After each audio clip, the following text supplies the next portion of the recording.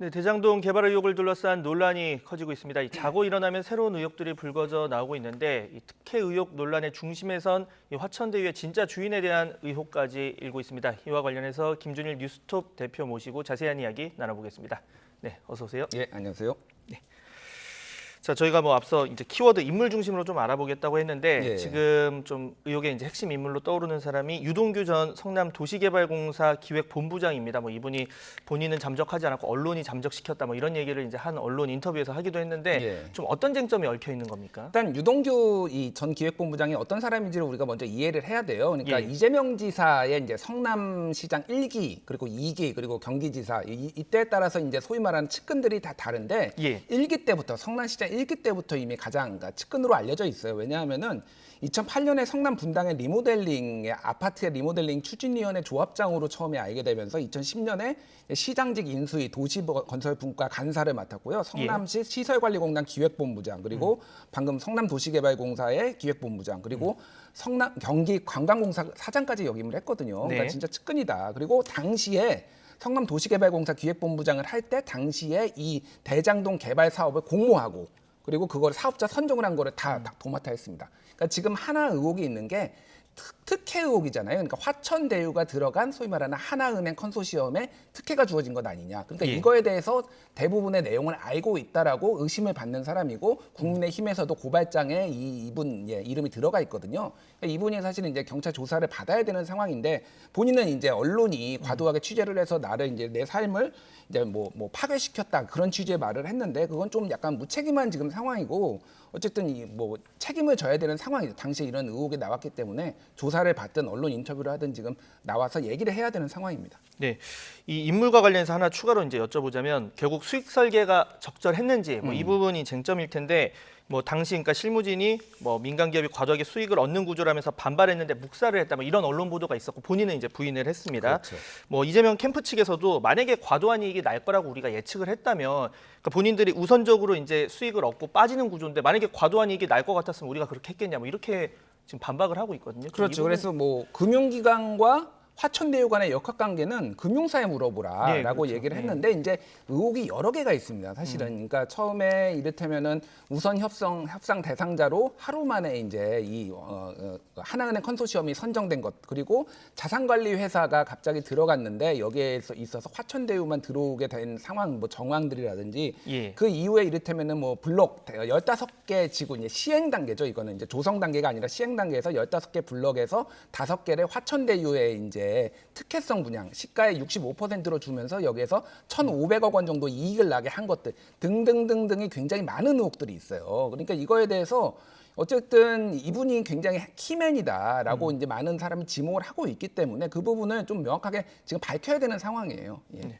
하나 추가로 여쭤보겠습니다. 지금 환수했다는 이제 금액이 5,500억 정도 이야기를 하고 있는데 이 중에 이제 1,820억은 배당금 형식으로 받았고 예. 나머지는 성남 구도심에 공원 지어주거나 예. 아니면 터널 같은 이제 사회 간접 자본 시설 도로 같은 것들 이런 교통 기반 시설을 만들어 준 건데 이거 민간 개발했으면 한 푼도 못 받았을 거다 이렇게 계속 이제 이재명 캠프 측에서는 주장을 하고 있습니다. 맞는 얘기입니까? 그거는 이제 이거를 팩트라기보다는 의견의 차이로 봐야 되는데 예를 들면 이런 겁니다. 920억 원을 터널을 뚫어 가지고 그거를 이제 기부 체납 형식으로 받았다라는 거예요. 네네. 근데 터널이 뚫리면은 이 대장동 지역의 아파트 가격이 엄청 뜁니다. 당연하죠. 그러니까 밑에가 산이었거든요. 예. 근데 밑에 부분을 도로로 연결해 주면은 훨씬 더 편의성이 높아지기 때문에 도로를 뚫지 않았으면 분양을 하기가 쉽지가 않았겠죠. 분양이 되기는 했겠지만 위로만 다녀야 되니까 상당히 불편하죠. 예. 그러니까 이거는 사실은 인허가만 내주면은 경기도에서 그러니까 성남시에서 인허가만 내주면은 건설사 입장에서는 무조건 우리 돈을 들여서라도 할 수밖에 없는 사업이에요. 이거를 그러니까 920억을 이를테면은 그 기부채나 거기에 5,500억에 포함시키는 게 맞느냐 이런 논란들이 있는 거죠. 그러니까. 그건 약간 시각의 이제 차이가 좀 있을 수 있는 것 같고요. 네. 자, 두 번째 키워드를 좀 보자면 이게 전주 의혹 그리고 SK그룹이라고 저희가 좀 이름을 붙여봤는데 자 일단 이 내용 어떤 내용입니까?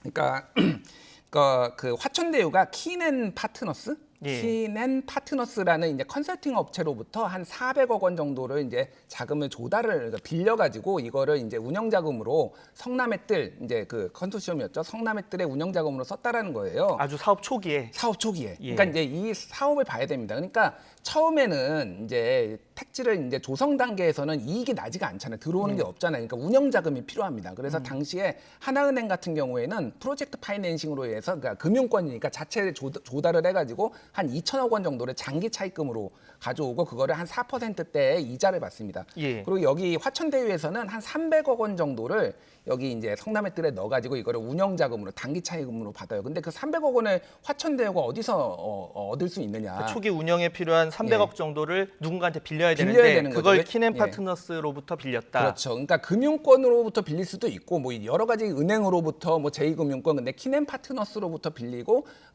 연 이자율이 한 13% 안팎 정도 됐어요. 그러니까 연 이율이 좀 높은 편이었어요.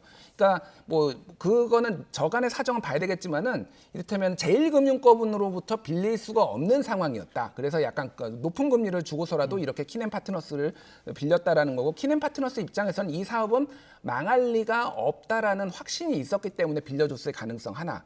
그리고 또 하나는 이제 일각에서 얘기가 되고 있는 이거의 실제 화천대유의 소유주가 사실은 키넨 파트너스 아니냐, 키넨 파트너스의 AC 아니냐, 소위 말해서 이제 이런 의혹이 있는 거죠. 근데 어찌됐든 여기에 돈을 넣었다라는 거는 이 사업이 리스크가 적다라고 키넨 파트너스는 판단했을 가능성이 매우 높다라는 거죠. 그러니까 그거는 또 이제 이재명 캠프 측에서 이 사업은 매우 리스크가 컸기 때문에 화천대유가 이렇게 많은 고위험, 고배당을 받아갔다라는 거에 대한 또 다른 반박이 될 수도 있는 거예요. 그러니까.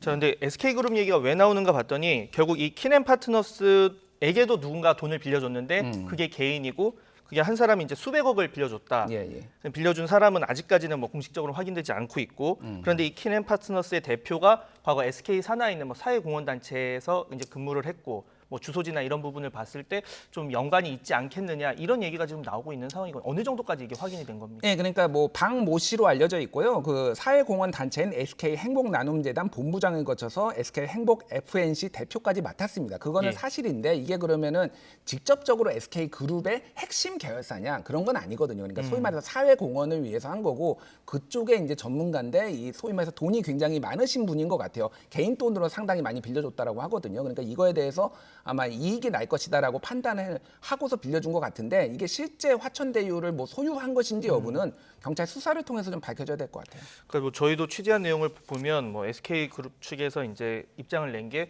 그분이 뭐 중간에 퇴사도 했고 예. 그래서 뭐 관련성이 없다. 우리도 뭐 그런 부분까지는 얘기를 하는 상황인데 이 부분도 좀 지켜봐야 될 것 같고 자 다음으로 세 번째 키워드를 좀 보자면 참 법조 전관이라고 좀 키워드를 붙이고 싶은데요. 뭐 권순일 전 대법관, 박영수 전 특검, 또 강찬호 전 수원지검장 여기 러펌을 통해서 고문 활동이긴 하지만 김수남 전 검찰총장까지 지금 이야기가 나오고 있습니다.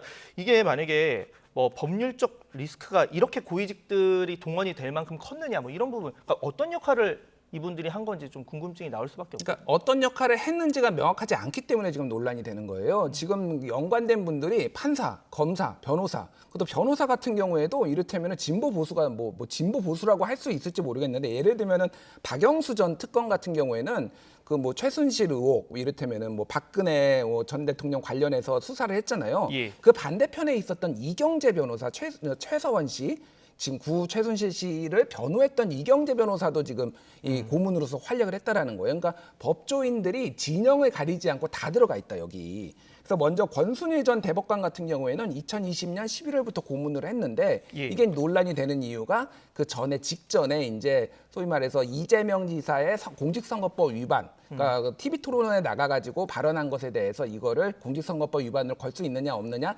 대법원 전원 합의체에서 무죄를 줬거든요. 그 당시 상황을 보면 5대5로 팽팽한 상황이었고 이제 대법원장은 아직 얘기를 안 하는 마지막에 얘기하니까 그리고 권순일 전 대법관이 당시에 무죄로 손들어주면서 이게 무죄가 난 사건이거든요. 7대5로 무죄가 7대5로 무죄가 났으니까 그러면은 이게 뭐 소위 말해서 일부에서는 사후 뇌물 아니냐. 그때 그거에 대해서 그렇게 판결 난 것에 대해서 뭐 이런 식으로 이제 의혹을 가지신 분이 있는 거고 그리고 김순환 전 검찰총장 같은 경우에는 사실 약간 뜬금없습니다. 왜 검찰총장이 여기에서 고문 변호사를 하면서 그러니까 정확하게는 김수남 전 검찰총장이 법무법인 대표로 있었는데 그 법무법인이 계약을 맺은 거예요. 근데 김수남 검찰총장이 그 법무법인을 떠나면서 고문도 종료가 됩니다. 그럼 이거는 그냥 그 김수남 전 검찰총장한테 그냥 준 것가 막 개인에게 준 것이다. 변호사로서 이렇게 해석을 해도 무방한 거죠.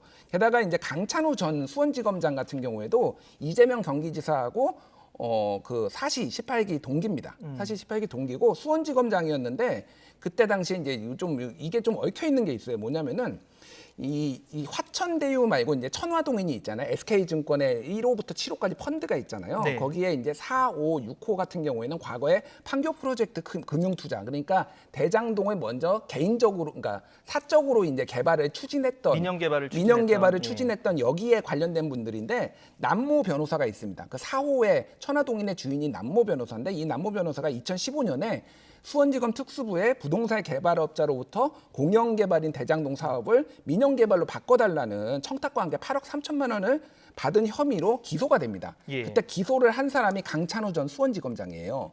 그런데 이때 변호를 누가 맡았느냐? 법무법인 강남의 그 박영수 네. 전 특검 변호사가 당시에 변호를 맡았고 또 하나는 조모 변호사가 맡았는데 그 조모 변호사가 천화동인 6호 소유주입니다. 그러니까 이런 식으로 지금 법조인들이 다 얽혀 있는 거예요. 그러니까 이게 그러니까 사실상 법조 게이트 아니냐. 뭐 이재명 게이트로 가는 거는 좀 먼 단계고 사실상 드러난 거는 지금 법조 게이트 아니냐 이런 얘기들이 지금 나오고 있는 거죠. 그러니까 뭐 인허가 과정이 그렇게까지 어렵지 않았다면 이런 분들이 대체 어떤 역할을 이제 이 과정에서 법률 자문을 한 건지 또 이 과정에서 이제 일부 법률이 아니라 뭐 경영 자문을 했다 이런 얘기도 나오고 있고 하니까 참 의문스러운. 하나만 더 말씀을 드리면은 권순일 전 대법관을 왜 화천대유에서 영입을 했느냐라고 하니까 화천대유 쪽에서 뭐라고 했냐면은 송전탑을 지화화하는 것에 대해서 분쟁에 대비하기 위해서 했다라고 했는데 권순일 전 대법관은 나는 화천대유가 어떤 회사인지도 모르고 무슨 일 하는지도 몰랐다라고 얘기를 해요. 그러니까 이미 두 측의 말이 안 맞아요.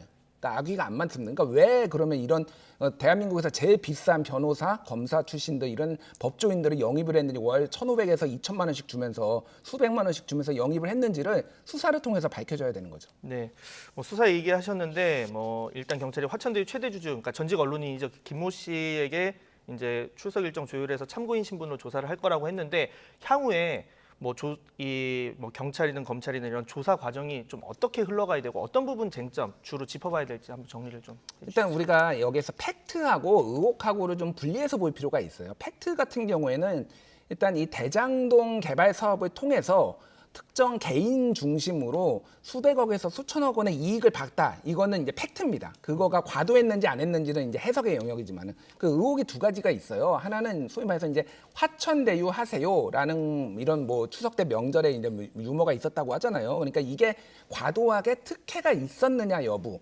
예. 또 하나의 의혹의 한 축은 그게 이재명 지사와 이재명 후보와 관련이 있느냐 여부예요. 그럼 첫 번째 이제 특혜가 있었는지 여부를 보려면은 당시에 이거를 인허가 과정에서 개입을 했던 뭐 이제 관여를 했던 아까 유동규 전 기획본부장이라든지 이런 사람들을 소환 조사를 해야 되는 거예요. 그리고 이게 이재명 지사하고 관련이 있느냐 여부는 이재명 지사는 일단은 1원이라도 받았으면은 내가 다 후보 사퇴하겠다라고 예. 강하게 부인을 하고 있는데 직접 받은 게 아니더라도 이게 이재명 지사에게 도움이 되기 위해 이런 법조인들을 끌어들인 거냐라고 하는 것에 대해서는 화천대유의 그 김모 씨 왜냐면 화천대유에서 다 이게 돈이 나간 거잖아요. 예. 그 자문료가 나갔으니까 그러면 그 언론인 김모 씨 그 사람이 어떤 역할을 했는지 왜 여기에 선정이 돼가지고 이 업체 화천대유를 일주일 전에 공고 나기 전에 일주일 전에 만들어가지고 이렇게 들어가가지고 이렇게 돈을 법조인들한테 펑펑 썼는지를 수사를 해봐야 되는 거죠. 그러니까 두 축으로 이제 크게 보면 가야 될 것 같아요. 네. 자, 오늘 말씀은 여기까지 듣겠습니다. 지금까지 김준일 뉴스톱 대표와 함께했습니다. 네, 오늘 말씀 감사합니다. 예, 감사합니다.